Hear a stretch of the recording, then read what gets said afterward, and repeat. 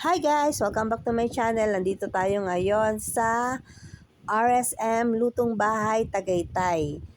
Mag-a-avail tayo guys ng kanilang buffet na eat all you can na worth 999 pesos per person.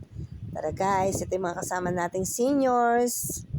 Kwento-kwentuhan muna guys, and then pasok na tayo sa loob at maghanap tayo ng ating upuan. So guys, ito yung kanilang buffet area. Ayan guys, di ba ang ganda? At ito na ang overlooking na Taal Volcano. At guys, dito tayo sa aircon area nila. O guys, itour ko muna kayo dito sa al fresco nila na dining area.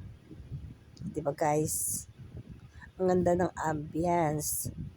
So guys, please comment, like, share, and subscribe. Pakiclick ang notification bell para lagi kayong updated sa aking videos. Ito na guys ang Taal Volcano overlooking. So guys, thank you for watching.